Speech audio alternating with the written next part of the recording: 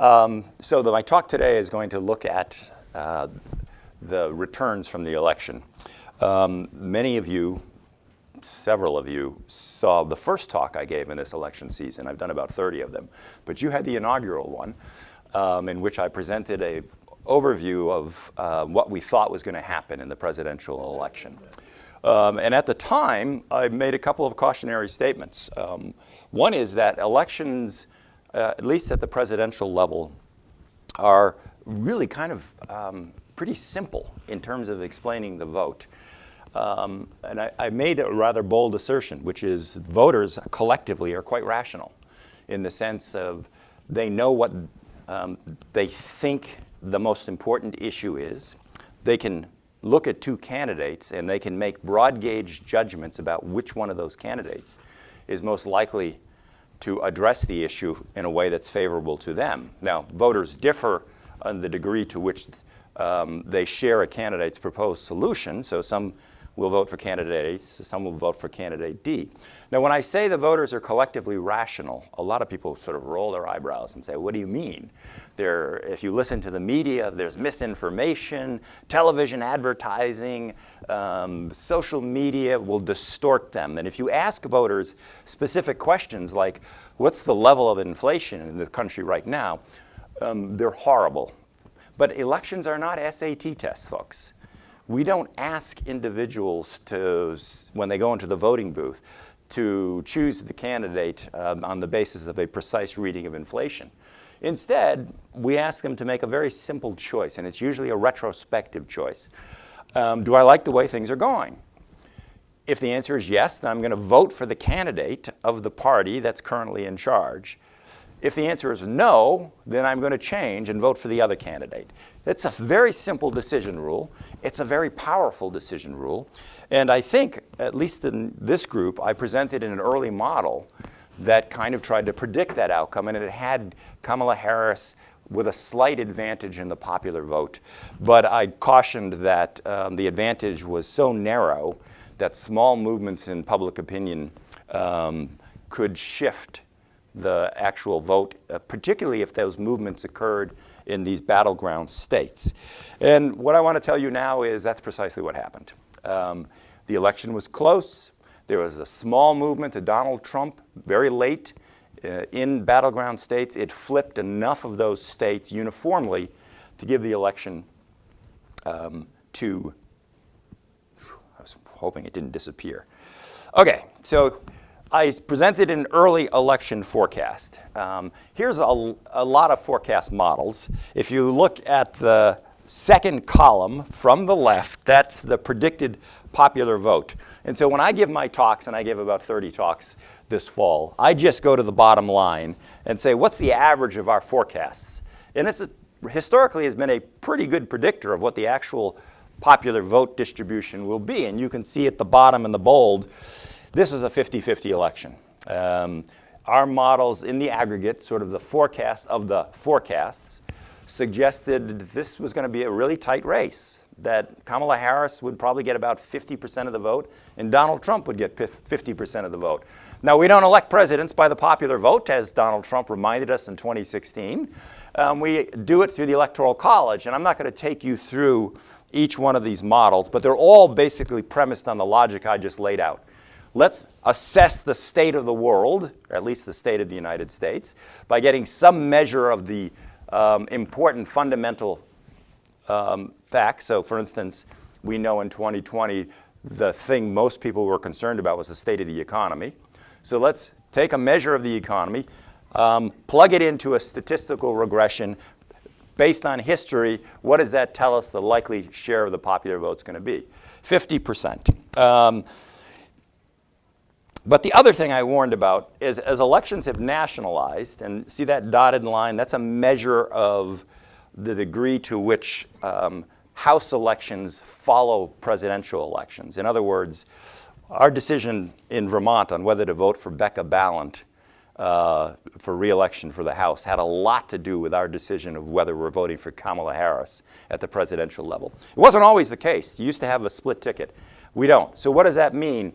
It means, because of the nationalization of elections, that battleground states are going to swing together. If Pennsylvania flipped to Trump, it's likely Michigan and Wisconsin were going to flip to Trump.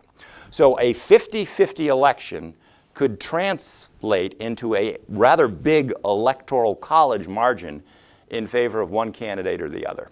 That's what I told you in my talks. And I'm here to tell you it's exactly what happened. There's a lot of idea going around that this was a completely unexpected outcome. It was not. Everything we think we know about elections was reaffirmed in 2024. Now you might say, well, that's easy for you to say. We were told that Harris is going to win this thing. So here's the popular vote prediction, 50.1 of the two-party vote. Right now, she's at about 49%. So we were off by about 1 percentage point in our prediction. The problem is 1 percentage point either way in a 50-50 election makes a huge difference. By comparison, some of you might remember I gave a talk in 2020. I predicted Joe Biden was going to win. We were off by 2.5 percentage points. We did worse in 2020, but nobody remembers that because Joe Biden won by so much that it was easy to predict that he was going to be the winner. So I'm here to say that even though it was harder to predict the electoral winner, our models were much more accurate this time. But you don't care about the models. You want to know why the heck that Harris didn't win and why Trump won. So just to remind you where we are, this is a map of the Electoral College outcome. Donald Trump won 312 Electoral College votes, Harris 226. And then on the Senate, the Republicans picked up 4 seats. This is very important, by the way, because Donald Trump has how should we put it, an interesting array of nominees, and they need to get through the Senate in order to be confirmed. You want Robert Kennedy dictating vaccine policy? Do you want Tulsi Gabbard running the intelligence services? How about your favorite Matt Gaetz as Attorney General? All of that's going to be determined by the Senate, and the fact that the Republicans have a majority means Donald Trump has a fighting chance to get all of those confirmed. The House, I needed to update this slide. The Republicans have held the House. They'll finish with almost the same number of seats they had before the election started. So it's going to be a very slim margin, and it's going to make it very difficult for the moderate Republicans in the House, including Speaker Mike Johnson, to fight off the Marjorie Taylor Greenes and the more extreme Lauren Boebert wing of the Republican Party. So it's going to be hard to govern the House. We'll talk more about that later. One thing I want to point out, if you break the states down by regions, so at the top you have Alabama, Mississippi, Tennessee, and Kentucky, and you go all the way down to the bottom to the New England states, New Hampshire, Vermont, Massachusetts, Connecticut, Rhode Island, Maine.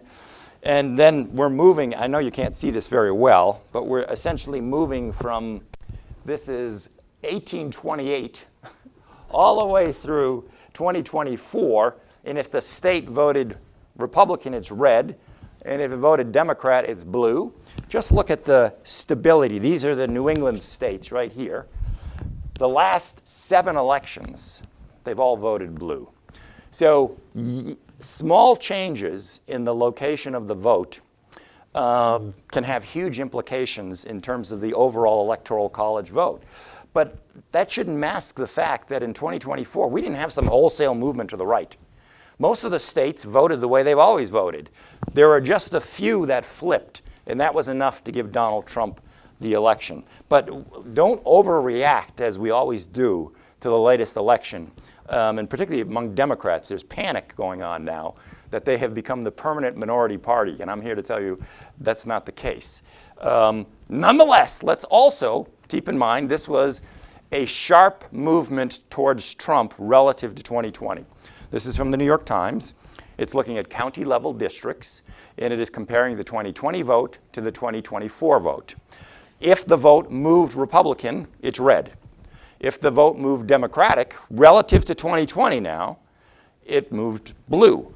And you can see the country shifted relative to 2020 to the right, that is, to Donald Trump. It doesn't mean he won every one of these counties, by the way. What it's saying is he increased his support in these counties. marginal increases in the popular vote translate into significant electoral college victories. That's the way our system goes. We have winner-take-all system, right? You get one more vote than the other person in the state, you get all of that state's electoral college votes.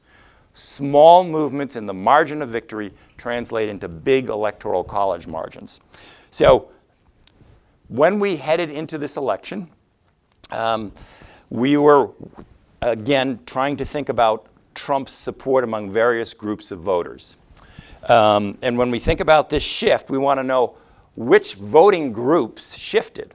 Now, our first indication of this is looking at exit polls. These are exit polls from the AP Votecast. They survey about 30,000 people across the range of the election system. And each one of these categories, which of course you can't read, measures again the relative movement from 2020 to 2024. If it's red, it means they moved towards Trump. If it's blue, they moved towards Harris relative to Biden. You can see whether we're looking at different groups based on race, gender, education, age, marriage, whether they lived in a rural area, urban area, suburban area, every group moved to Trump. Every group. Except 4. If you read down here, the 4 that moved actually away from Trump, well, I'm going to tell you what it says. The 4 that moved away, do you want to guess? Which 4 groups, when the Democrats replaced a white male, 80 years old, with a 50-year-old mixed-race female, which 4 groups moved towards the Democratic Party? Now, these are overlapping groups. Black women, maybe? You would think that, but you would be wrong. White voters, 45 years and older. White voters who are men and have a college education. White voters who live in urban areas. And those who have a postgraduate degree. Those are the only 4 groups that moved towards Harris relative to Biden. All the other groups, including black women, moved towards Trump. Now, don't misinterpret this. Trump didn't win black women, right? He got, I think it's about 88%. But that's 6% better. Sorry, Harris got 88%. That's 6% worse than Biden did among black women. So again, small movements, but significant because it's across the board. And we sometimes think that racial groups are going to vote for the candidate who's part of their group, but that's not what happened.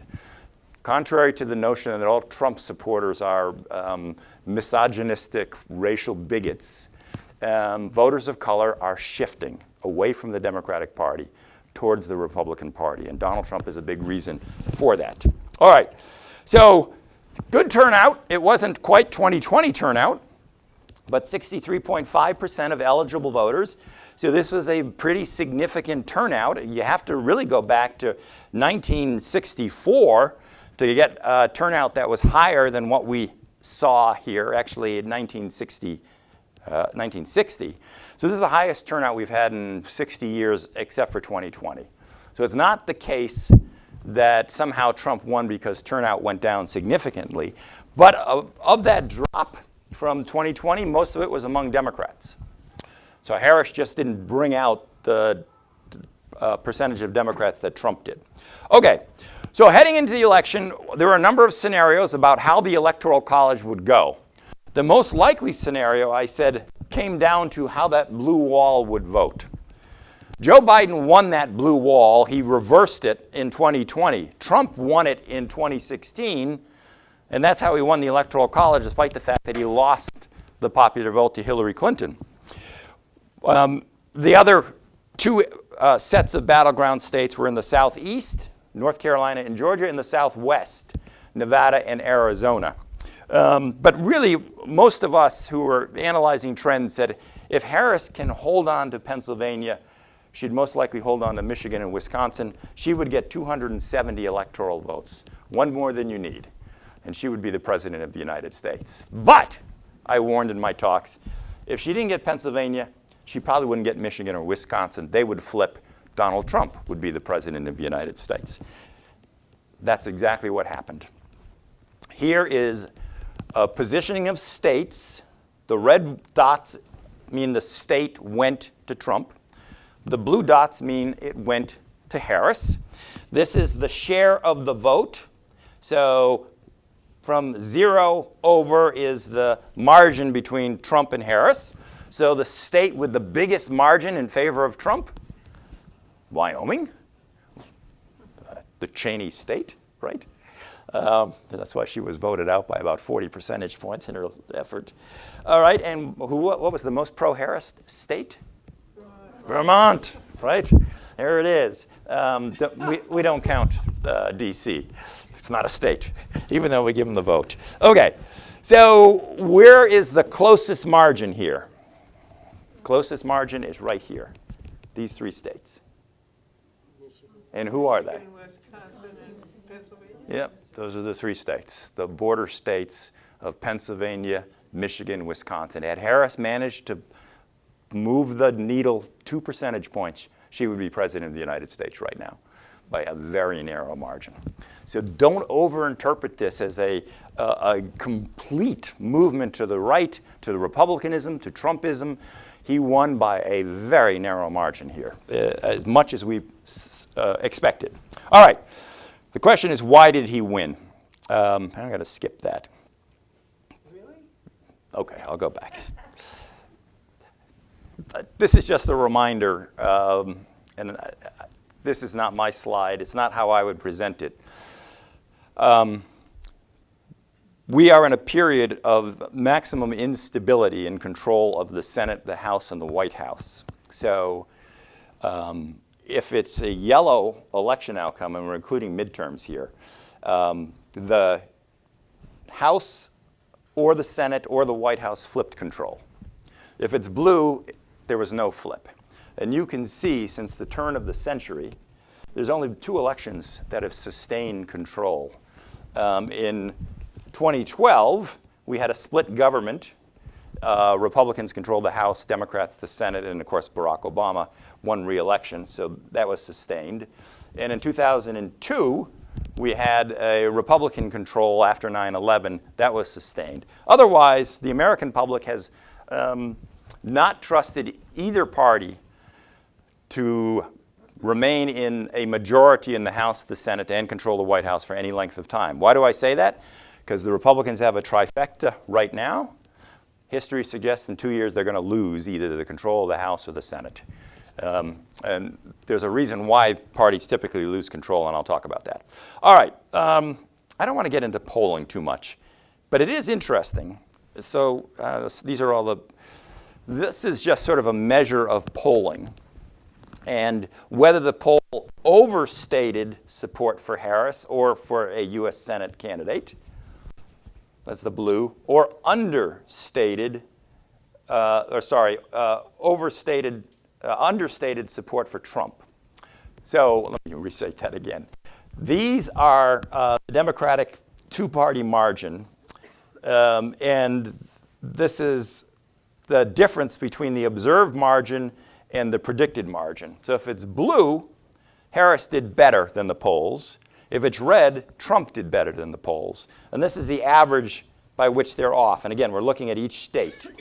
So the polls were off, as they always are, a little bit. But notice they were systematically off in a way that underestimated Donald Trump's support in every state, with the one exception, Washington. Not D.C., but the state of Washington.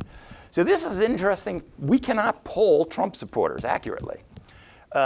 This happened in 2016, this happened in 2020, and it happened in 2024. When I gave my talk and I showed you polling data, I had the caveat, which is Trump is systematically underestimated in the polls, and it happened again. I don't know why that is. There's a variety of explanations, and we can talk about that. Okay. Supporters can't read or write. Maybe I don't think they'd agree with that, but okay. So here was the context heading into 2024. One of the questions we ask people is the nation headed in the right direction or in the wrong direction? And historically, that's a very key indicator on whether the incumbent party is going to lose. If the majority of Americans are trending in the direction of wrong direction, bad news for the incumbent party. Well, here's the 2020 wrong direction trend. Election day, 73% were saying we are on the wrong track. Similarly, in Donald Trump, in 2020, 63% said we were on the wrong track, and the trend was going up. When Trump defeated Clinton, the trend was going up. When George W. Bush left office and McCain was defeated by Obama, the trend was going up. When the trend is going up, in the sense of more people are answering the question, are we in the right direction or wrong direction, are saying wrong direction, it is historically bad news for the incumbent party's candidate. And that's exactly what happened in 2024. In fact, we were in the highest that we've had the wrong track direction in more than 2 decades. What is the issue? The primary issue was the economy. And Trump's closing argument was simple but effective, echoing Ronald Reagan in 1980. He asked, in a variety of media settings, are you better off now than you were under me? That is, when I was president. And as you can see, did the administration policies help or hurt your family? 45% said under Biden it hurt them. 25% said it helped them. Then asked about the same question about under Trump, it was almost reversed. 44% said under Trump, the administration policies helped me. Only 31% said it hurt me. I mean, the neutral answer I've dropped here. What was the truth? Well, the truth depends on whether it helped or hurt you, Well, right? So we're going to get to the sort of the claims of misinterpretation and so forth in just a second. So hold that thought. What was the split between independents and self-identified independents? Yeah, independents actually slightly, it's not this direct question, but independents by a very small margin went for Harris in this election, which is kind of a surprise because they're usually the swing voters, and they went overwhelmingly for Biden in 2020. 2016, they went for Trump. But are you asking the breakdown on the economy? I don't have the exit poll data on that. I don't think. Okay, is your family's financial situation better or worse? And 5% saying it's worse today than at the start of Biden's administration. So the economy was the major issue. And historically, when we ask, and this is from Gallup, which party is stronger on the major issue of concern, that party typically wins. So if you go back to 1952, what is the major problem, Gallup will ask. And it varies, of course, war and peace, the Vietnam War, inflation, COVID-19 in 2020. The economy and immigration were the 2 most cited problems that the voters were concerned about in 2024. Which party is better able to handle the economy? By 5 percentage points, the preferred party was the Republican Party. Why is that important? Because the party that is viewed as better able to handle the most important issue wins every time. Pretty simple, folks, right? Again, it's not rocket science, it's political science. Voters are rational. They tend to look at an election in terms of 1 or 2 important issues that affect them. They look at the 2 candidates, and they usually retrospectively, they make a choice at which candidate is most likely to handle that problem in a way that they want it handled, and they vote accordingly. That's all our models predict. All right. Immigration was the second most important issue. We've been asking Americans, do you think we should increase immigration, decrease immigration, or keep it at the present level? And you can see that the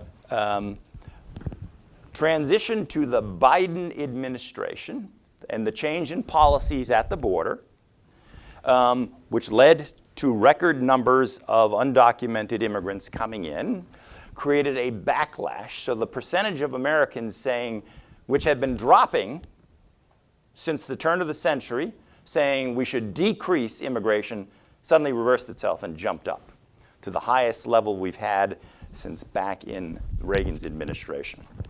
So immigration, the second most important issue. Biden's policies were viewed by a majority of Americans as the wrong ones. And of course, Harris bore the brunt of that as the border czar, a title that she never officially had, but which in the eyes of most Americans, that was her job. Okay, some broader implications here. One, the margin in the popular vote, looks like Republicans by about 3 percentage points here, breaks a trend of the majority of voters going Democrat. And of course, that translates into an electoral college margin of you can see 86 votes there. You have to go back to 2016. So this is why Democrats are kind of panicking, because the election outcomes, they always reassure themselves, even though the Electoral College may have gone marginally for Republicans, we were winning the popular vote. Well, they didn't win the popular vote this time around. They lost it. And that's got them worried. Now, if you look at the House, the blue means that's the Democratic majority. Red is the Republican majority. The Republicans have sustained their leadership, and these numbers aren't exactly right now. It's, well, 222 to 213. So yeah, I guess they actually are still right. This is the smallest margin of control in 3 consecutive House elections since 1795.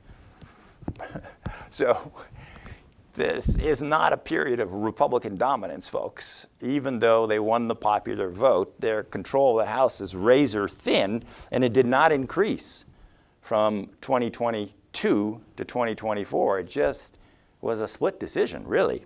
So again, one other thing I want to point out, money. Harris vastly outraised and outspent Trump. And one thing I've always cautioned in my talks, do not overreact to funding disparities at the presidential level. When you get to the general election, both major party candidates since 2008, when Barack Obama rejected public funding, have always had enough money to run an adequate campaign. So the fact that Harris outraised Trump by a significant amount really had no bearing on the outcome of this election. And the other important point is she's getting a lot of criticism for her campaign. But if the criticism of her campaign means anything, it's not the fact that she wasn't well organized. She out-organized Trump at the state level in terms of paid staff, more field offices, more voters contacted, more money raised, more TV ad runs. The problem she had, the message. It wasn't the way she carried out the message, it was the message itself. A great ground game is not going to make up for a fact that your message is not being well received. And so a lot of the analytic people paid way too much attention to the disparities in the ground game and said, oh, Harris is going to win this. Let's skip that. All right, here's what I think the election comes down to. The red is the vote for the the Republican president dating from 96 through 2024. The blue is the vote for the Democratic candidate running from Bill Clinton in 96 to Harris in 2024. And the placement is, there are 2 categories here. On the bottom, the education gap, so the percentage of people with college degrees minus the people without college degrees that voted for the Democrat. And on this axis, it's, it's income. So it's the percentage of people in high income minus the percentage of people of low income.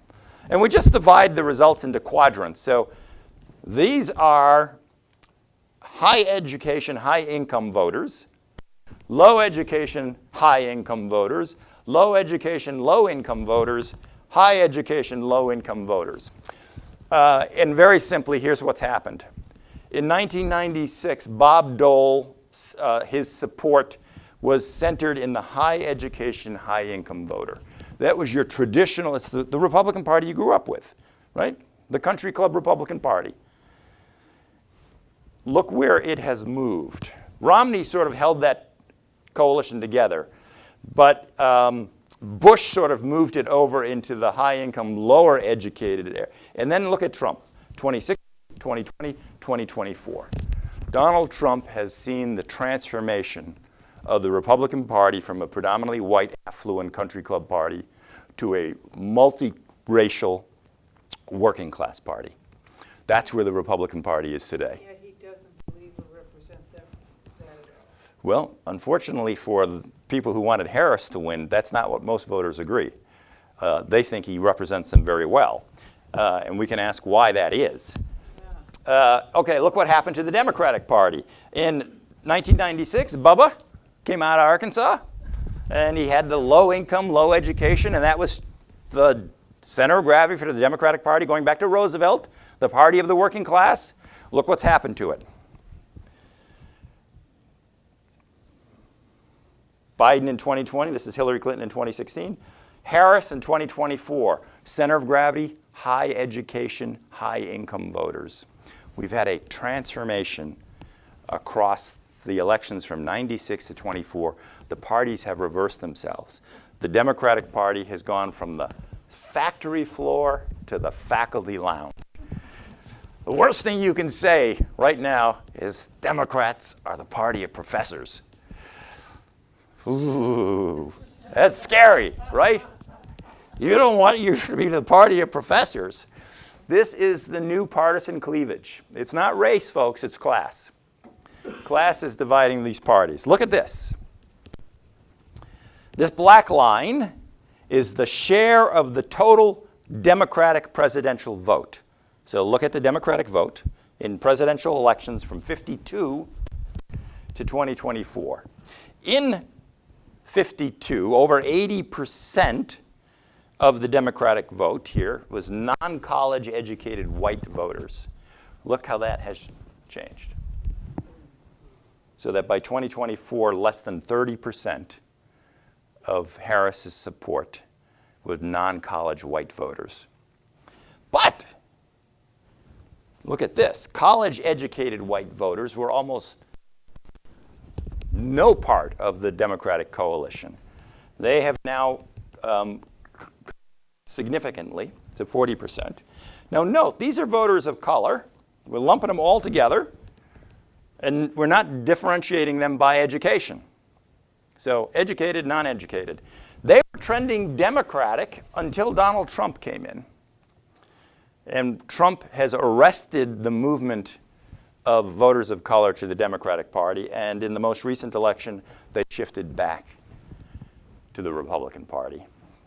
So we are seeing before our eyes a shaping under Donald Trump, a reshaping of the partisan loyalties of Democrats and Republicans. And part of this is because the most visible portion of the Democratic Party on issues like increasing immigration, on affirmative action, have moved much farther left than the public. This is the average position of Americans. These are strong partisans, so not all Democrats, the ones you see on television, the ones who write the op-ed pages or read the New York Times or the Washington Post. Look where they've moved. And again, this is based on answers to questions, do you support affirmative action? They used to be right with the public. Beginning in 2012, they have moved overwhelmingly left. And the same on the percentage supporting increasing versus cutting immigration. What do you see? Democratic Party, way left. Now, I make no judgments about whether they're right or wrong. That's up to you. But the reality is they're way out of step where a comparable group of Americans are. They're just way out of step. The Democratic Party has moved much farther left than the center of gravity of voters. And look at this tail. Many of the people who shape the Democratic Party politics These are the political elites and influencers. And you can see the center of gravity is to the left of American voters on a number of, we measure ideology by asking them a series of questions. But look at the tail end, way out. And those are the most visible portion of the Democratic Party. So you want to know what happened to the Democrats in 2024. The perception of what the party is got hijacked by these loud voices on social media. So, and it's dominated by white progressives. They are far to the left of the median voter, far to the left of Hispanics and blacks on immigration and defunding the police. This is the portion who disagrees with this question, and the dark is who agrees with it. So, do you agree legal immigration to the U.S. should be made easier? White progressives overwhelmingly yes. Moderate Americans overwhelmingly no. Should the size of the police force and scope of its work be cut? White progressives, yes. The rest of the voters, no. Right? So the white progressive wing of the Democratic Party, the one that's on cable TV, the one that writes the op-ed pages for the New York Times and the Washington Post, the ones who largely shape our views here on Middlebury College are unbelievably unrepresentative of the views of most Americans. And that's become a problem for the Democratic Party, right? That becomes a problem.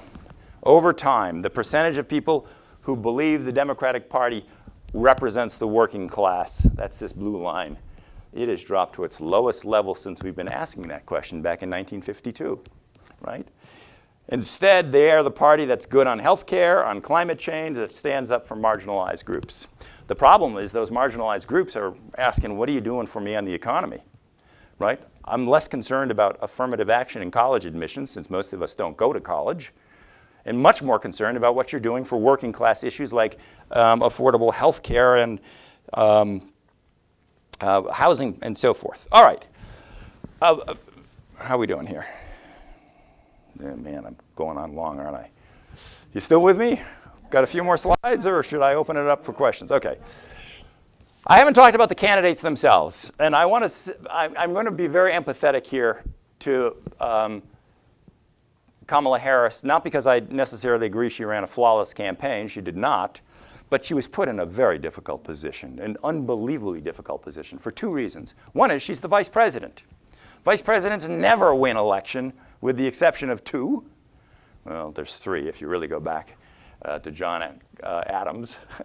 But there was George Herbert Walker Bush, and then there was Martin Van Buren in 1836. That's it. Now, Joe Biden won, but it was after he was out of office. So the problem you have is the problem that was expressed by this chart. She was asked on The View, what would you do differently than Biden? And she said, not a thing. She said that at a time where Joe Biden's approval rating was 40%. So for a lot of voters who did not know Kamala Harris, except if they did, she was sort of a failed presidential candidate in 2020, and she was a liberal senator from a blue state, California. They want to say, what kind of a president was she going to be? Her answer was, I'm going to be a lot like Joe Biden. Well, that's not a good answer. Joe Biden's approval rating was 40%. So she did not run the best campaign. I'm going to skip that. Now, the other thing is, when Joe Biden dropped out after that bad debate, and I probably should bring this slide back in, I showed the jump in support for Harris relative to Biden, and you'll recall what happened. She was anointed as sort of nominee in a period of a couple weeks, and support for her relative to Trump skyrocketed. In fact, about 6 weeks out, she was polling higher than Trump. And then what happened? She stalled, and in fact, she lost ground. And the problem she faced was, I think, her candidacy was running on the vibes of not being Biden, and it was working up until the point where voters began to say, okay, what are you going to do? And I don't think she really knew what she was going to do, because she had not had a primary contest 15 months long that would have allowed her to define her pet issues and figure out what the voters wanted from her. And so a lot of what she said was, well, I'm going to bring joy. And I won't be Trump. That's what I'm going to do. There will be no January 6th. And by the way, abortion. That's kind of what her candidacy came down to. She did not talk about abolishing the death penalty, the Green New Deal, reparations for slavery, would you have mandates on climate change. She sort of disclaimed her previous support for fracking, for Medicare for all, for a gun buyback program, decriminalizing undocumented immigrants. So she just didn't have enough time to define herself. And in the end, people said, I know what Trump is going to bring. I just don't know what she's going to bring as a president. And it hurt her. Now, a lot of that wasn't her fault. It was just the timeline, right? Joe Biden leaving in July of an election year is unprecedented. So she was not viewed as the candidate of change. Can bring needed change? 73% said Trump was more likely to do that, compared to 25%. She tried to say she was going to bring change, but it was too late, right? Okay, never mind about that.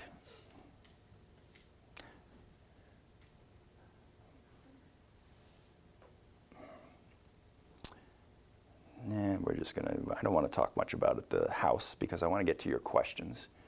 And we're already almost 50 minutes in. So let's skip all of that. You want me to go through all that stuff? Okay. Well, let me just finish up with some long-term trends. And then if you want me to go back, I can do some. Most of those slides had to deal with the Senate and the House. And you know, the big picture is they're going to be Republican for 2 years. All right. Here's what surprised me. Trump made his biggest gain in urban areas with large Black and Latino populations. He didn't win them, but for instance, this is the shift in votes by county, large urban counties, large suburban counties, smaller metro counties, and rural counties.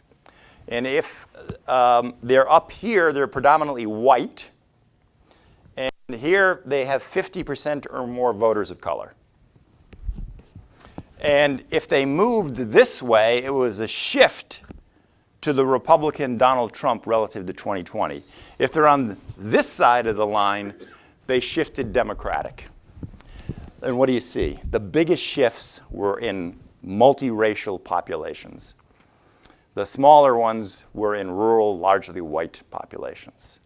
So again, there's a tendency for us here in lily-white Vermont with a lot of white progressives to dismiss Trump supporters as misogynistic bigots on racial. But in fact, and maybe they're misled, voters of color don't agree with you. They're moving to Trump, right? Now, they're moving to Trump not because of racial issues, but because of economic issues. So most of that movement is lower-income voters of color, moving away from the Democratic Party.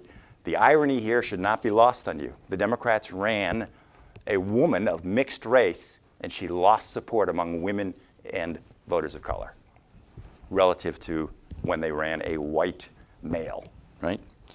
So voters' identity politics, folks, that is a losing proposition, right? The fact that Americans don't vote for a candidate because they look like us, right? That's the lesson coming out of 24. We'll skip that. She lost Pennsylvania. Look what happened in Philadelphia. Red is the shift towards Trump in Philadelphia. That's what Harris had to win. Now, she won Philadelphia. This is the size of her. So she won Philadelphia overwhelmingly, but by less than what Biden did. And that was enough to flip Pennsylvania, right? Okay. All right, let me just quickly try to sum up here. There's going to be a fear here among Democrats that we have a Trumpian Republican majority party here. And folks, I'm here to tell you, there is no evidence that that is going to happen, right? The Republicans are in charge now. But if the Democrats get the right lesson from here, there's no reason they can't. They're almost 50-50 in terms of competition in this election. They can't regain in 2 years the House and in 4 years the presidency. But they have to get the right lessons. If the lesson you take from this is Republicans and Donald Trump won because they appeal to sexist, racist, right-wingers, and old billionaires, then you're going to have to explain why Trump increased his support among women by 5%, among young women by 14%, among non-whites by 13%, by Latinos by 15%, among African-American men by 25%, right? By middle class, those earning between 50 and 100, by 6%, by young voters, 18 to 29, by 20%. Folks, you're not going to regain them by saying, oh, all those Trump supporters are bigots, misogynists, people who are racist. Not going to work, folks. The evidence is staring you in the face, right? It's staring you in the face. So here's the concern you have to have if you're a Republican. Well, I won't even bother that. Let's just. There is a tendency to overreach. When in 93, 94, 2002, 4, 2009, 10, and Trump's first 2 years in 2017, 18, in each case, one party held all three branches of government. They pushed through legislation that appealed to the more extreme members of Congress, and they got slapped down in the following midterm. If this pattern holds, there's a very good chance the Democrats are going to come back into power in the House and or the Senate in 2026 for the start of 2027.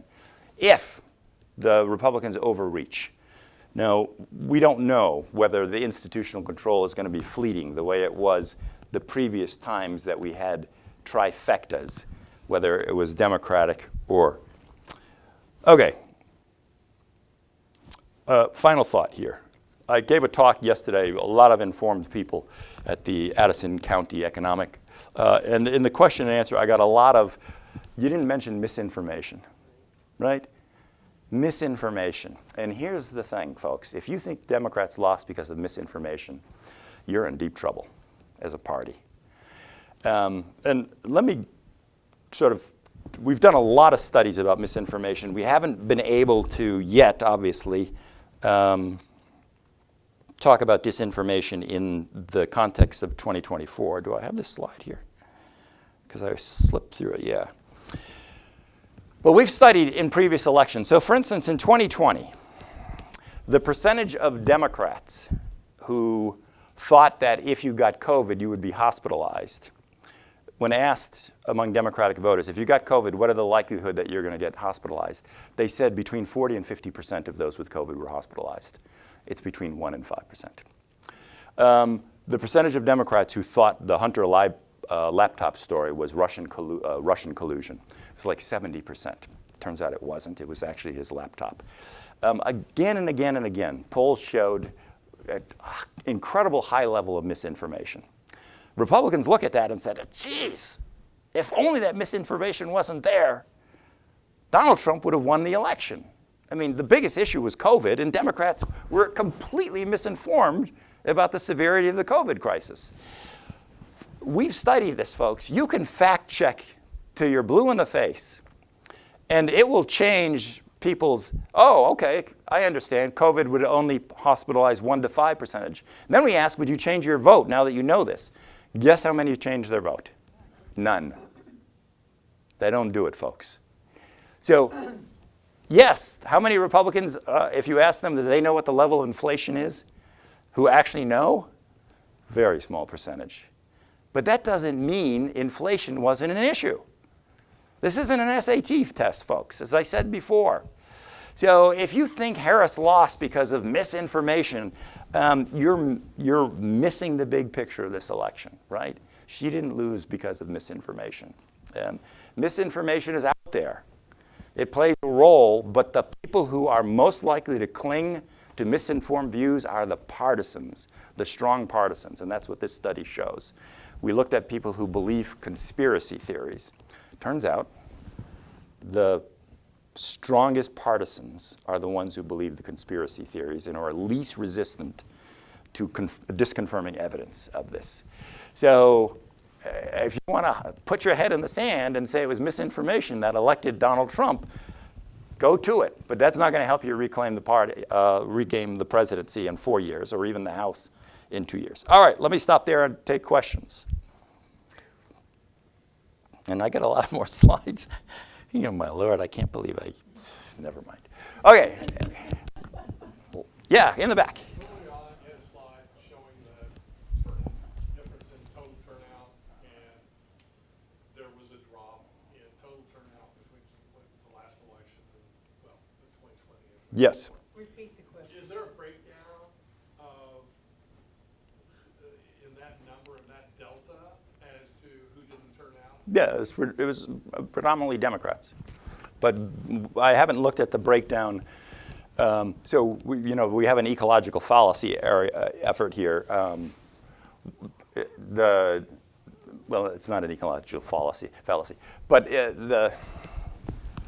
the turnout was disproportionately in areas down that typically voted Democratic. So it's going to take us a while to parse through the subgroups within the Democrats that didn't turn out. I think this is what you were looking at, right? Yeah. That delta there is, it's about, as I recall, 2 million Democrats overall that didn't turn out. And our assumption is that had they turned out, they would have voted for Harris, because partisanship is the single biggest predictor. About 95% of Democrats did vote for Harris, 95% of Republicans. But I haven't looked at the data among that group of Democrats, who they were. Let me rephrase that. I haven't looked closely at the data. Initial inclination is the drop-off was in voters of color among Democrats. The shifts. That was my question. Yes. Does it correlate? Yeah, so you had a shift of voters of color towards Trump, but then you had another significant number of voters of color who just didn't vote. Yeah, Dick. Matt, you call it faculty lounge versus the faculty. Yeah, that wasn't my phrase, by the way. That, okay. I don't know if you've But I like it. I don't know if you've seen the cover of the Atlantic Monthly that just came out. No. But David Brooks has said the Ivy League killed the country. I'm guilty, folks. What's you think it's going to have an impact on this elitist thing? In fact, is our society too elitist, and this is politically what we've ended up with? Is there going to be change here? Is this going to affect the Ivy League? Is this going to affect, 50% of all the good jobs in the country go to people that come out of the top 34 colleges? I mean, is this, where does this go? Well, so this is, what I hear is, are you going to have a job in 2 years? That's what I'm hearing you ask.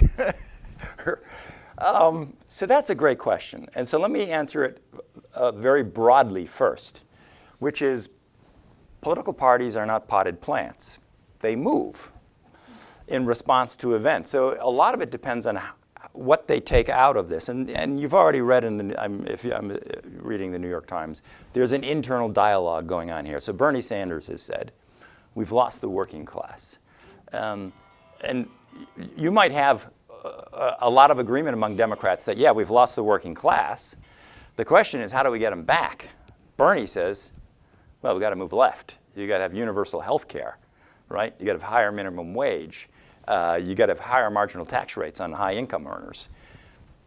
I think that's a debate the party has to have. Bernie's pushed that in 2 previous elections and he didn't win.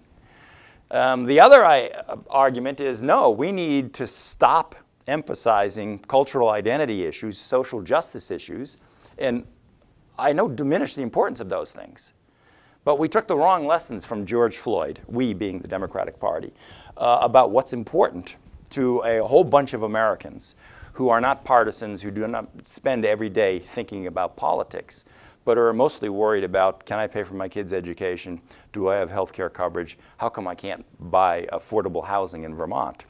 Maybe the party has to move that way. But even if you say that, there's huge differences on how you address those issues, right? So my first answer, Dick, is I think the party, the Democratic Party, collectively is going to have to come to terms with their movement and how much they want to move away from what the college professors are teaching students and towards sort of what the people who don't go to college. You know, would the Democrats have done better if they forgave the loans of those individuals, not who went to college, but who had outstanding medical bills, for instance, right? So I think there's going to be a questioning period here.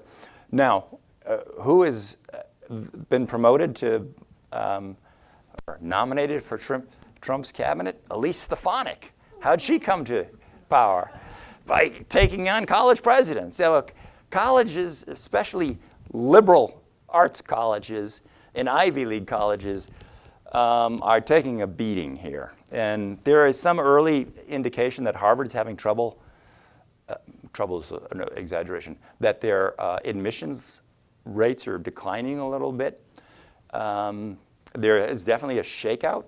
I mean, colleges are sort of the marginal ones are struggling and closing down, but I don't think the Ivy League colleges are in danger of going out of business. But yeah, I think there may be, we've already seen the Supreme Court move back on affirmative action entrance. Whether you liked it or not, abortion's back to the states.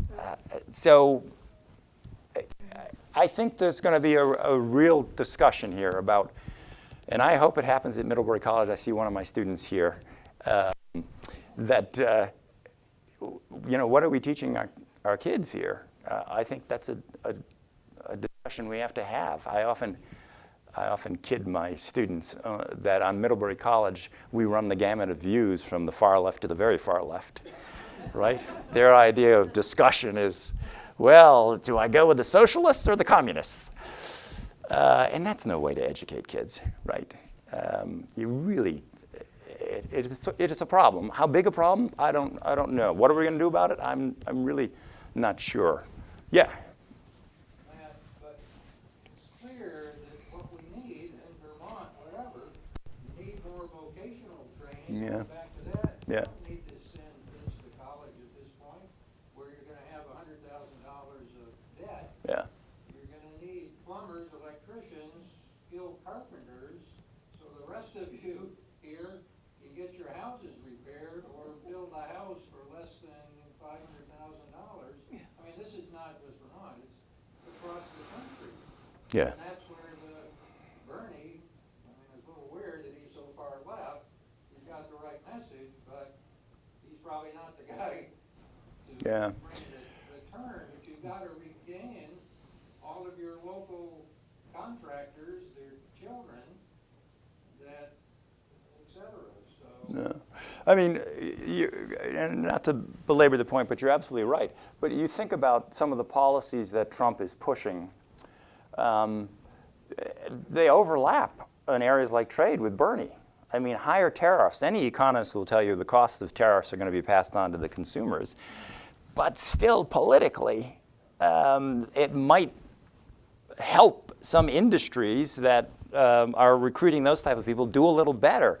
You know, the Republican Party, we talk about the Democratic Party losing its way. The Republican Party lost its way as well with the free trade, neoconservative emphasis on global trade. Well, yeah, that brought a lot of cheap goods into America, but it cost us a lot of jobs. And the Republican Party also paid a price for that because the Mitt Romney, Paul Ryan wing of that party has been discredited. Right? And what's in its place? Donald Trump's economic populism. And that overlaps with Bernie Sanders, who also rails against the 1%, right? And he's also against free trade. So there is some overlap between those two on the trade issues. And I would also mention foreign policy, which isn't directly your point, but who's fighting our wars, our neoconservative wars of exporting democracy? It's not the college graduates, No. right? It's the people without a college education. And Trump has said, no more wars of exporting democracy. We're just not going to do it. And it gets a lot of the foreign policy establishment up in arms. And wait, are you having the Secretary of Defense, this Pete Hesketh guy nobody's ever heard of, or Tulsi Gabbard at DNI, who's against the war in Ukraine? But folks, that's where the center of the Republican Party is moving, right? It's moving. I'm sorry, I went on long. Yeah, go ahead, John. I'm concerned about the use of the word left, Yes. because in your slides and in a lot of the popular discourse, right now, leftist means woke, Right. or Yep. emphasis on identity politics. Right. Social justice is identified by identity politics. That seems to be pretty consistent with what most people are referring to as progressives. But Bernie Sanders, to me, has never been an identity politics guy. He's always been more, That's right. you know, he's a year older than I am, and we're old enough to remember when left meant economic justice and not cultural issues or identity issues. Yeah. Well, May I ask you, Matt? I can't find the slide, but To me to go back to the two slides. that's what I'm trying to find here. Very, very striking to me, which I don't think the Democratic Party, and particularly the progressives, and I'm a lifetime Democrat, by the way, I don't think the progressives in the Democratic Party, including in this state, have wrapped their heads around. The two slides that I want are the ones that showed the movement, you called it from the factory floor to the Oh, okay. faculty lounge, that slide. If you look here, when did the Democrats do best with low-income, low-education voters? 2012. Yeah, right down here.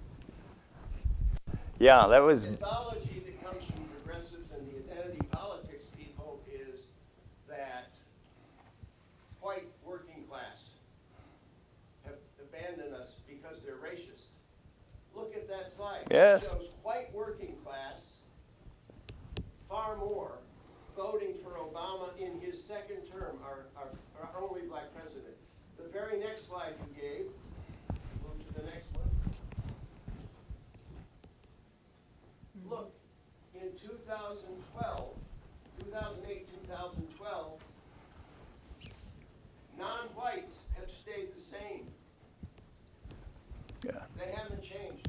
To me, that says a whole lot of working class whites voted for Obama that's exactly right. in 2012. Yep, That's not the story we Democrats have been telling ourselves that's exactly right. for the last 15 years. Right. One of the shocking things when I gave my 2000 election talk is white support for Trump relative to Romney went down. And it was just, people just, they wanted desperately to believe that Trump's support was rooted in misogyny, bigotry, xenophobia, and partly because some of the comments he makes are comments that are interpreted in ways, you know, when you call something the China flu, to refer to coronavirus, or if you call individuals illegals coming across the border, that's interpreted in racist terms. The problem is a lot of people who listen to that don't see it as racial terms. They see it as an accurate description of an underlying issue. And so I think Democrats have deluded themselves a little. And certainly Middlebury College is at the forefront of this, of sort of interpreting these things in a frame that centers on questions of racial identity, when people outside the college environment are not seeing them that way.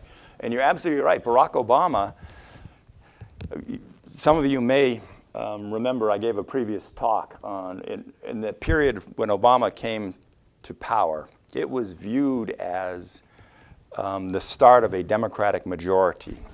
And it would be a majority that would be rooted in a majority-minority nation. That the growth of non-white voters if you combined Asians and Latinos and African Americans, they would outnumber whites, and it would make the Republican Party a permanent minority in Obama's election. And it was a misinterpretation. It says it misinterprets two things. A lot of the sources of Obama's support was backlash against the Republican, neoconservative, free market, free trade. And second, it assumed that voters of color were a monolith, and they all have the same interests. They do not. Now, it's often the case that as social scientists, we perpetuate that myth because in our polling, we put all Latinos together. But Latinos are not a monolithic voting bloc. They have lots of different interests, and we're beginning to catch on to that, we being the sort of the Democratic Party. You're absolutely right. I mean, the Democrats have to be clear-eyed about where Trump's support is coming from. And if they think it's just a bunch of racial bigots, they are going to be in trouble just going forward. They're just going to be in trouble. They have to recognize the reality of where that support comes from. Yeah? I don't know if you can answer this based on your empirical data, but something just occurred to me about Middlebury College. Yeah, I use that as a stand-in for elites. My question is, why aren't there more Hillsdales and Middlebury? Why, is there some You know, I have grappled with this question for a long time. What's the question? Question is, why is the class divide such that people who go to college have leftist views, and people who don't are less leftist? And there are some colleges that stand out, and he mentioned Hillsdale. I don't know how many of you are familiar with Hillsdale. It's a relatively conservative private college, but it's an exception. I mean, so when we do polls, for instance, and again, when I give you this data, I'm not criticizing the viewpoints of the progressive left, right? That's up for you guys to decide. I am just trying to tell you the relative importance of those views compared to where the center of gravity of the people who don't go to college is. There's just a gulf there. Surveys of faculty and administrators, they're way left. Way left. Students left, especially at affluent schools, but not as far left as faculty and staff. I don't know why that is. It's a combination of, I think, professionalization. Ben, do you have an answer? Well, I was wondering, has that been like steady over time, or is that? Yeah, I don't have, I mean, they've always been slightly left, but the range of viewpoints has diminished. So the center of gravity is always, among faculty, has always been left, but you'd had more spread. The conservatives are just being winnowed out of academia, or have been. Well, like, is that difference between the student body and the faculty always been that way? Has the student body always been less left than faculty? You know, I don't know if I have surveys of student. I mean, part of this leftward movement occurred in the Vietnam War when people were trying to avoid the draft. But it has more or less persisted. But I don't have, Ben, I don't have detailed survey. I looked at faculty views because we were trying to figure out when grade inflation started. And it turns out that started in the Vietnam War as well. And I happened to look at data on faculty opinions, and that's when they really started, the divergence began to narrow. I mean, obviously, if you're at Middlebury College and you're taking an algebra class, you don't really care if your professor is, is farther left than Mao Tse-tung, right? Because presumably they're going to teach you 2 + 2 is 4. But, sociology, political science, economics, all of that may filter over. Yeah, John. As a retired Middlebury faculty, Yes, help me out here, John. What has happened? I went to a big state university, Yeah. University of Minnesota, in the Vietnam War period as an undergraduate. I would urge you, you did it just a minute ago, thank you, but please do it more. You must distinguish between affluent Yeah. institutions, the most selective colleges in the United States, Middlebury College and the Ivy Yeah. League a lot of difference between them and what happens in community Yeah. colleges, what happens in state university systems, and the vast majority of college students in this country are in the latter, Yes. not in the former. So Yeah. when we talk about colleges and we mean the highly selective liberal arts colleges, that's a small percentage of colleges or college student enrollments. Yep. And I would say that the social issue, identity politics, leftism, we're now calling it leftist, is much more pronounced in the most affluent student bodies than it is in the community colleges and the state universities. I can't prove that, I don't have data, but I have a strong feeling, given my own experience at University of Minnesota. that it's So one data point that's consistent with what you're saying is we looked at the number of efforts to block speakers on campuses. And it is incredibly correlated with the affluence of the student body. The wealthier the student body was, the more willing they were to shut down speakers. And you can, I don't want to go too far beyond that data point. We can sort of conjecture why that might be, but it is clear that there's an association between those two. And I don't necessarily think it's a good association either, having been at the center of several of these storms. It's not fun. But the positive spin is they've learned how to use protest as a form of expression. And they're just better at it because, you know, they come up through private schools or something and they feel more comfortable. The bad interpretation is they're just completely out of step in terms of what most students want and think is necessary to learn, which is to be exposed to a range of views. And again, I'll leave it at that. Other questions? Have I exhausted you? Looks like you have a question, or I've exhausted you. Well, there's so many in my mind bubbling around. Not the time to ask this question, but what in the world can we do, not to bring us more together, but to inform us better and make our voting more reasonable? And I'm not trying to judge anybody. I've had some very serious discussions with right Yep. people, and they began to make some sense to me. Oh dear. Well, so you did something very important. You listened. And so the first thing I would say is listen to what the other side says.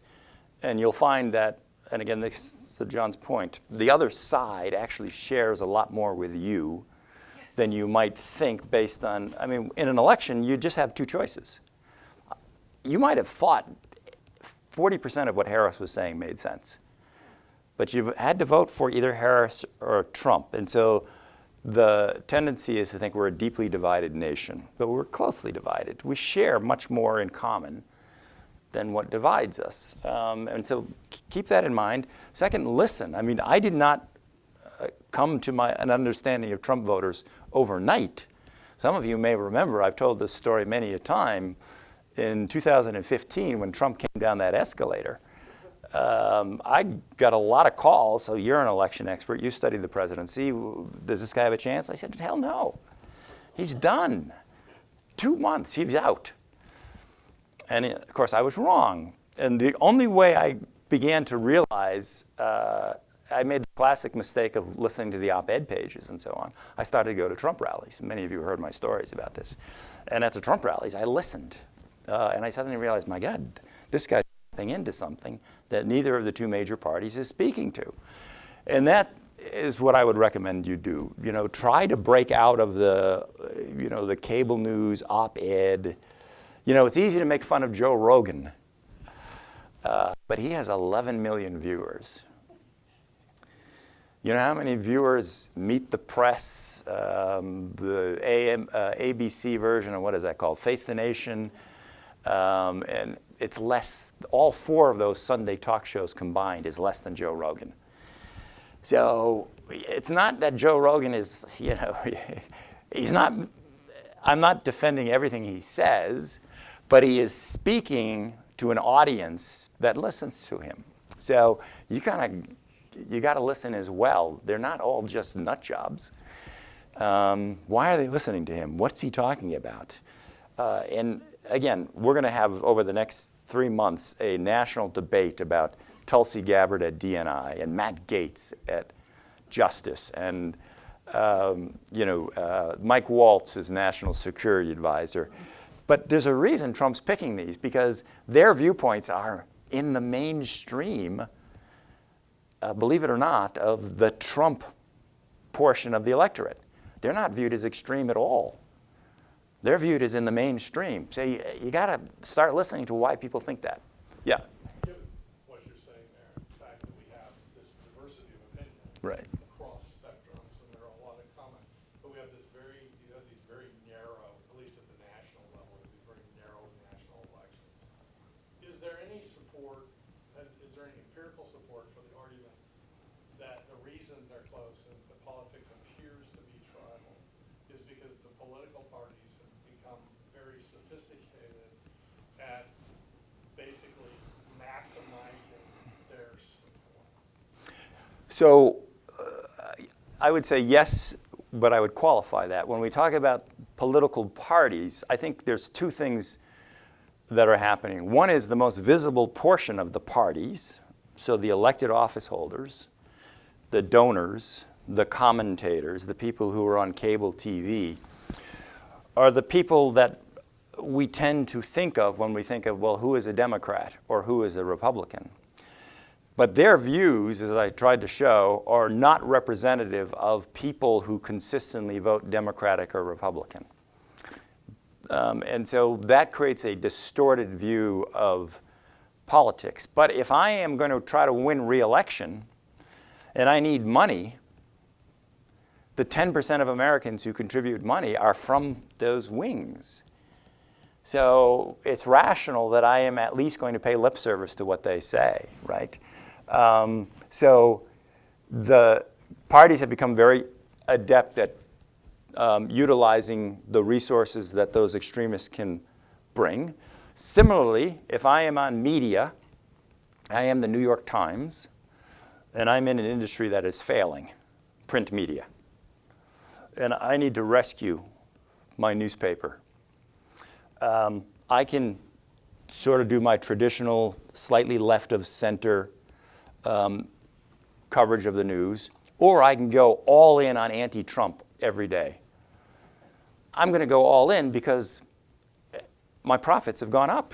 The New York Times is doing better than it's ever done between that and its digital news, because the news universe is balkanized. And to stay afloat, they have to create a niche. They're no longer the paper of record for a big swath of Americans.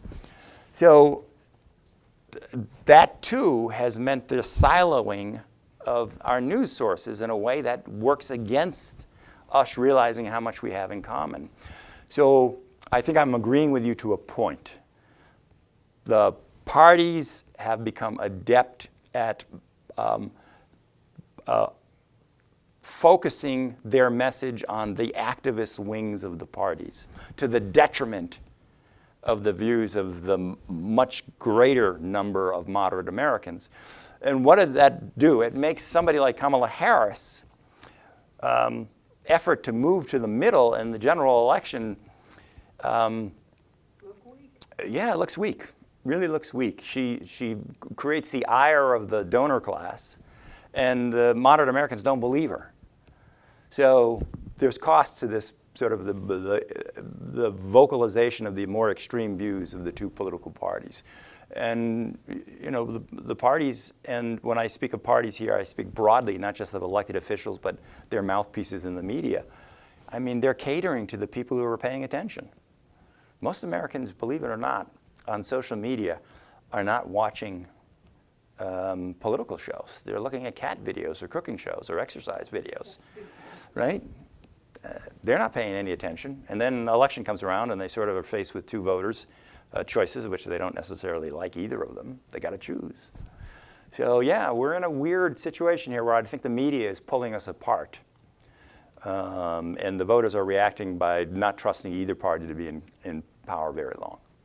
It's not a good place to be in, frankly. Can you leave us with some words of hope? Words of hope. Yeah, well, I can, but Dick has a question. Yeah. Yeah, Matt, one thing that surprised me in the election was women really, Yes. you know, the polls seem to indicate that Harris was heavily favored among women. In fact, some of the polls seem to give her a pretty sizable lead among women. Yeah. And yet, you know, the actual story didn't turn out that way. It turned out very differently. And I guess it's sort of a puzzle why that happened, but it also brings up the question of, do you think you'll see a woman at the top of the ticket again in the next 4 to 8 years? Yeah. So let's be clear. There is a persistent gender gap. It among women has favored the Democrats since really Reagan's presidency.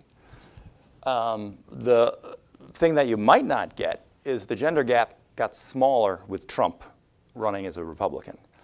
But it's still there. Women voted for Harris in higher numbers than men did. So we shouldn't dismiss the appeal of Harris's candidacy, but it was an appeal. I think what Democrats make a mistake is thinking, and to her credit, Harris played this down more than Clinton did. Clinton played up being a woman and breaking the glass ceiling a lot more than Harris did. But the mistake is to think that women somehow are going to vote for a candidate because she's a woman.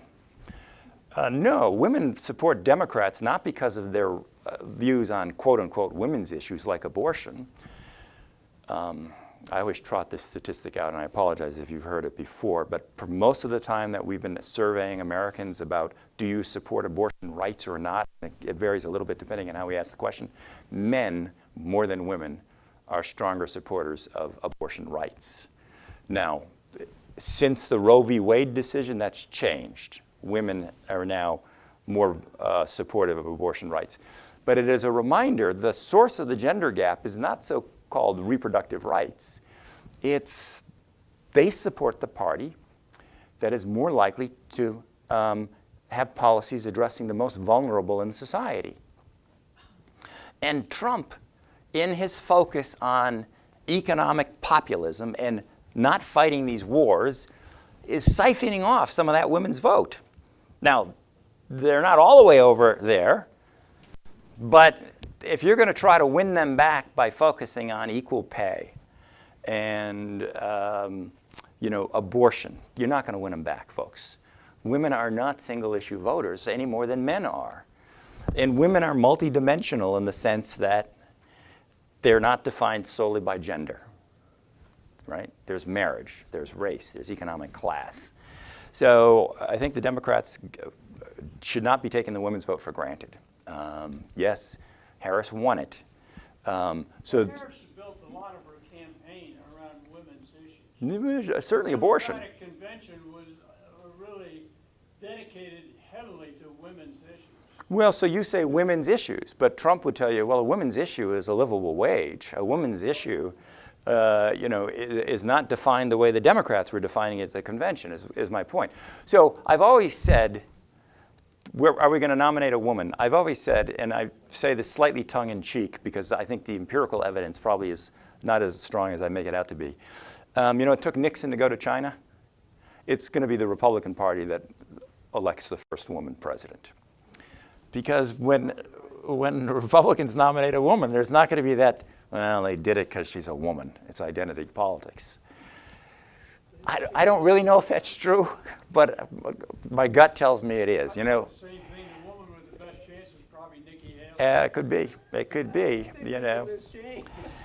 But, it reminds us of which party was the first to put a woman on the Supreme Court, right? It was the Republican Party. So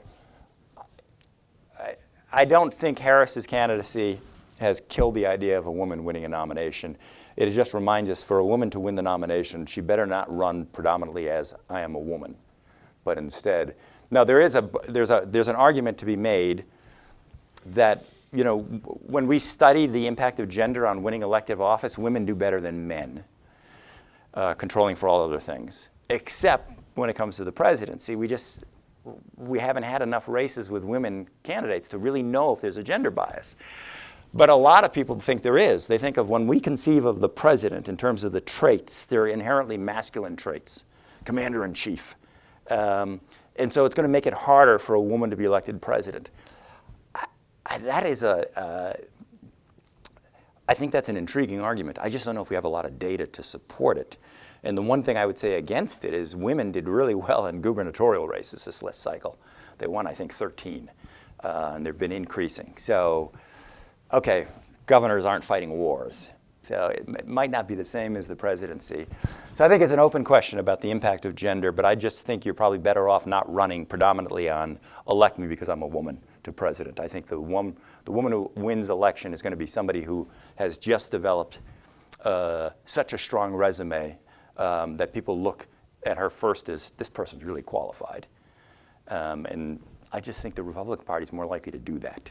But I don't know if that's really going to hold true. Yeah, I'm sorry. Yeah, you were patient. Thank you. One thing that I haven't seen in your slides, and I'm concerned about, is money. Yep. Money in politics. And I did show one slide, but I can go back to it. okay, well, my cell phone was flooded for the last 3 months. Yeah. And still, they're still asking. So they're still asking for. I get 3 memos from Harris a day asking for money. Yeah. I mean, the amount of money that was raised on this campaign, during this campaign, could float a small curriculum. Yes, it could. Can you talk about that? Because it's important to me. Yeah. Well, so, we've tried to do public financing of presidential elections. It still exists, by the way. Candidates can accept public financing, taxpayer. If you do, though, you cap how much money you can spend. And beginning with Barack Obama, no presidential candidate has accepted public financing because think what happened in 2008. John McCain and Barack Obama both promised, as every president before, dating back to the creation of public financing, to take public financing in the general election. That means both candidates would have got about $80 million in taxpayer subsidies, and that's all they would have got. Well, Obama, as he did the math, and his team said, you're an idiot if you accept public financing, because you can raise them up a lot more through private donations. So he went back on his promise. And you know how much money he raised? Close to $800 million, 10 times what he would have gotten under taxpayer. John McCain said, I'm a principled man. I made a promise, I'm going to stick to it. He raised $80 million. Who won? Barack Obama won. No president is going to go back to public financing. Now, we can talk about the other countries that have public financing, and Vermont has public financing. For a lot of states have state public financing. And there's pros and cons to it. One of the cons is caps on spending favors candidates with name recognition. If you're an unknown candidate, you need a lot more money to get your name out there. More generally, think about what money's used for. It's used to get your message out and get voters. So isn't money a good thing? I mean, when we talk about money, we often talk about it in the sense of money is being used to essentially lie to voters to get them to vote against their interests. That's what money is. It's corrupting politics. But think about money this way. Money is making electors more informed and helping them vote. Well, isn't that a good thing? Right? So from that perspective, we want more money.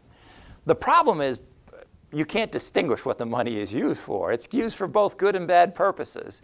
For better or for worse, we have decided go for the free market of money and allow candidates to go out there and raise as much money as they can.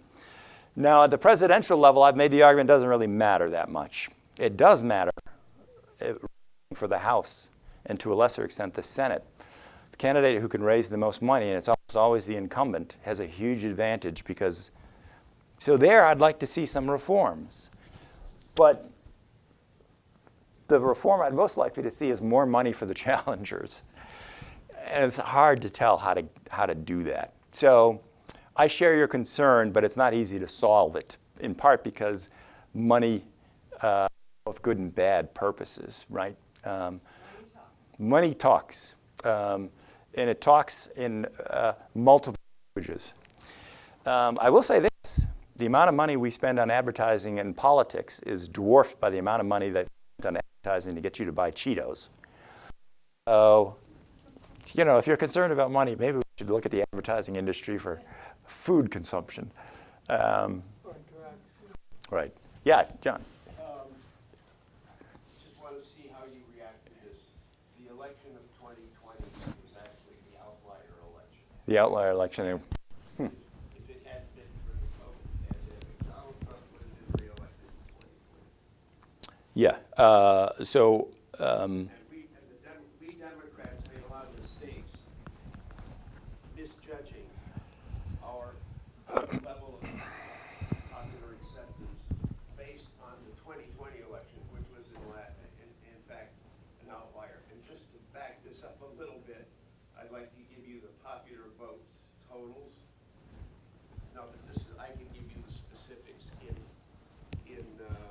We got them right here. 48.2%. But you're going percentage as opposed to raw total. Popular vote, 48.2% this year. Hillary, 48.2% in 2016, exactly the same percentage. Yep. John Kerry, who lost to Bush in 2004, the last time the Republicans won the popular vote, 48.3%.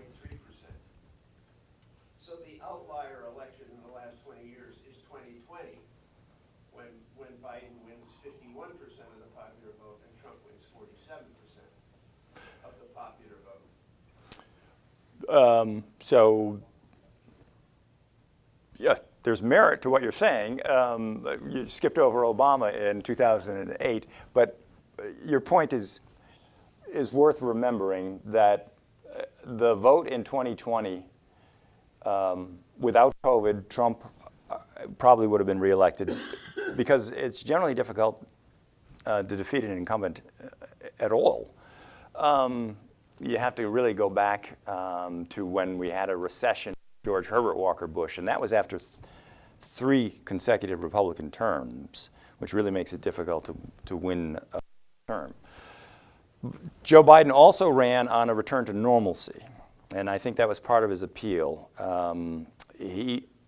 If you'll remember in the primary, he was outflanked on his left by Bernie, but not just Bernie, Elizabeth Warren. There were a lot of candidates running on his left. He promised to return the Democrats to the middle and to normalcy, and he was a bridge candidate. He said, I will be a transition to a younger generation. So COVID was part of his appeal, but that wasn't all of it. There were other factors as well. Of course, he governed more as a liberal, and you know, I think one of the mistakes that Harris made, to your point, is she did not explain why inflation was here. Inflation was here because we spent a ton of money on COVID relief. We spent a ton of money on infrastructure. We spent a ton of money on the green climate change agenda and that quote-unquote anti-inflation bill, which was not anti-inflation, but it wasn't inflationary either. If she had said, listen, I understand inflation is hurting you, but you know why we have inflation? Because we injected a ton of money to solve the mess that we inherited from Donald Trump. COVID beginning. And inflation is going in the right direction now after we've solved that problem. So give us 4 more years. I think that was the winning argument, not January 6th, not abortion. She should have run on those issues that voters are concerned about. But she's hearing from her donor class, and she's hearing from, you know, the New York Times editorial board are just saying, January 6th, January 6th, January 6th. Voters don't care about January 6th at this point, 4 years later. They care a lot more about the meat and potato issues. So I'm with you. I don't know if I would have said outlier. Every election is different in a way, but certainly you could make the case that without COVID, Trump would have won, and then, you know, would be in a different situation. Who would his vice president have been in 2020? It would, you know, Mike have been the choice of candidates in 2024 or something. I mean, that's something we haven't talked about either. This is Trump's last run, unless he suspends. He's promised to be a dictator on day one, but only day one. But who knows what he could do? He could suspend the electoral system. But what comes after Trump? We've talked about the Democratic Party has to think about what's their message going forward and who's going to carry that message. We'll find that out over the next several years. But the Republicans are in the same boat. One of you mentioned Nikki Haley. Is it Nikki Haley or J.D. Vance? Which direction is the Republican Party going for? I don't know. Yeah. Slightly offbeat question, but shows my prejudice. Do you really think that the people who voted for Trump understood what he was going to do and what he was capable of doing? Do you really?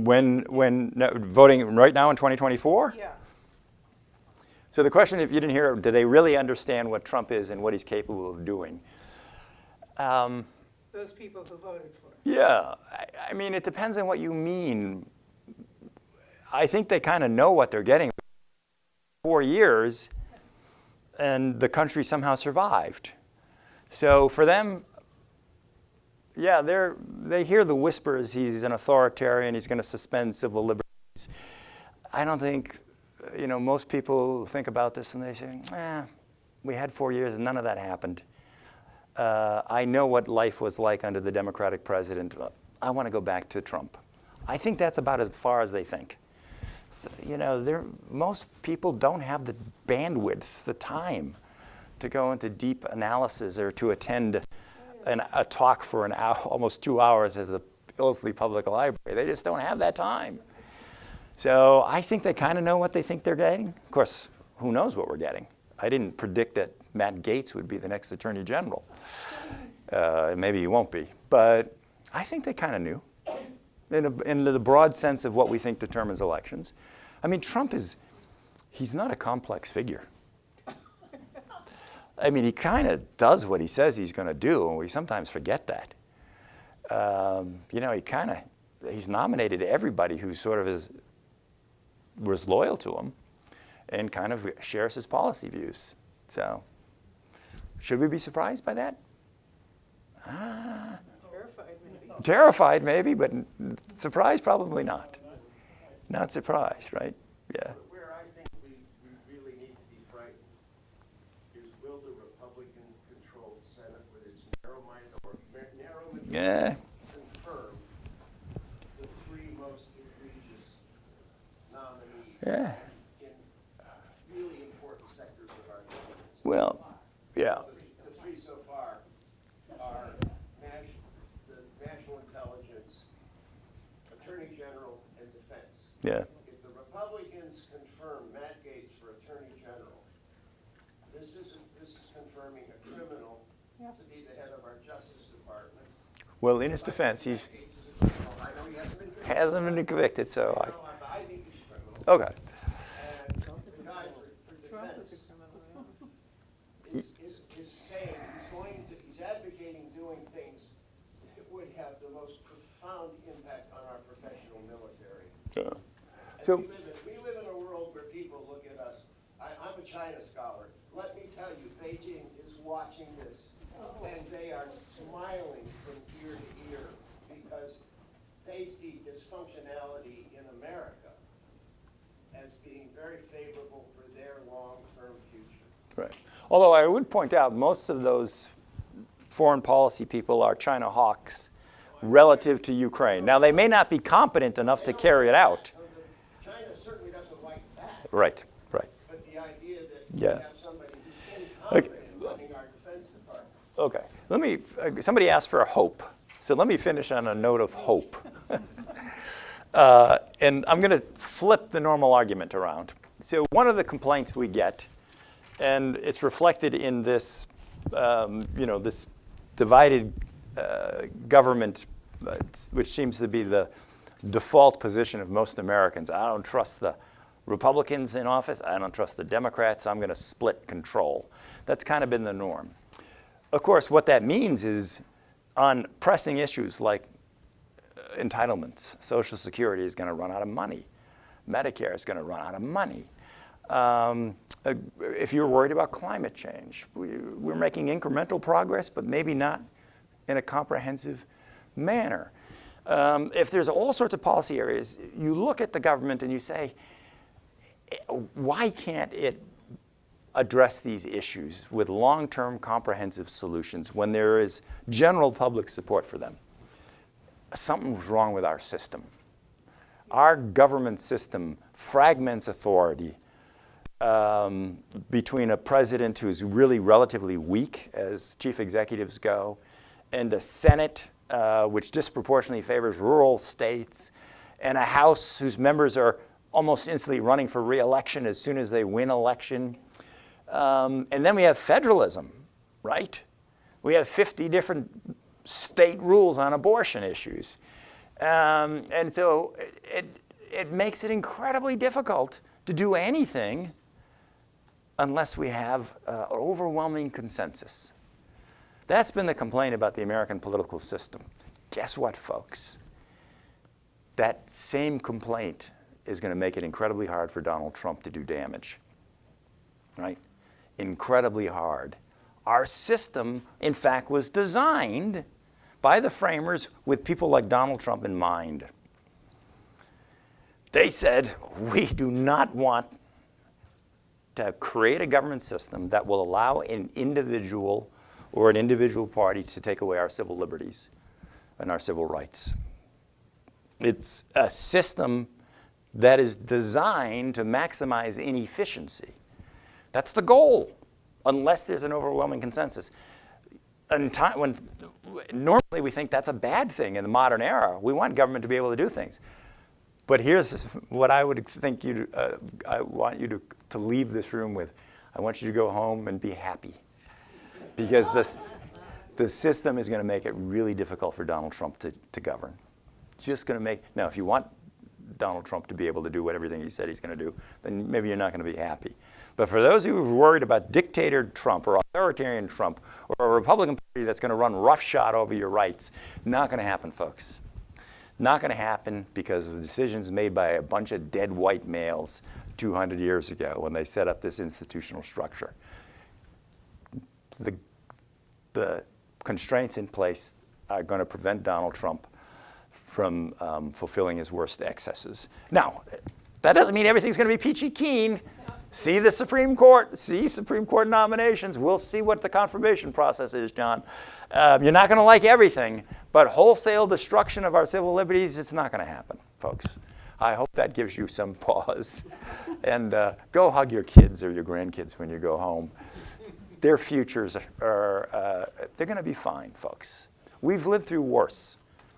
It's the Vietnam era, stagflation, civil rights era, urban riots, segregation in our schools. We've made a ton of progress in 50 years, and I am optimistic we will continue that progress. Don't lose sight of that with the immediate reaction to 2024. I hope that helps. There's cookies.